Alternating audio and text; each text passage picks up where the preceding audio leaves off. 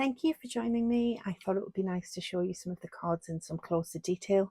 So today I'm been using craft card blanks. So this is the envelope, and what I do quite often for my own cards when I'm sending them is I like to add some embossed detail to the envelopes. It just adds a really nice special touch. You can ink these up.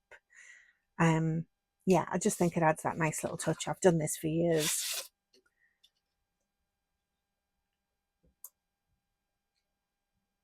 So this is a 5x5 square inch card blank. Now these were an absolute bargain.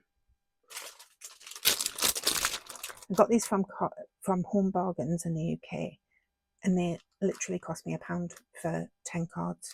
And I'm really quite pleased with the quality, the thickness of the card on these. So it literally works out at 10p per card blank and envelope.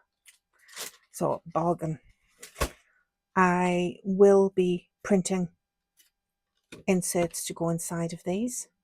So, or you could use, I've got some lovely metallic pens. You can also use your white jelly roll pens on craft card. That looks quite nice as well. So this is another one sheet wonder. You get your backing paper and your topper on the one sheet.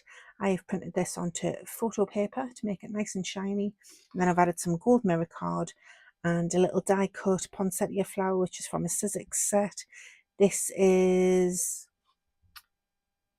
a Spellbinder's foliage, one of my favourites. It's this one. I will pop the links below in the comments. Everything you need to know I'll pop in the comments below for you. And if you can just see, I've just added my own little fake berries using some liquid pearls.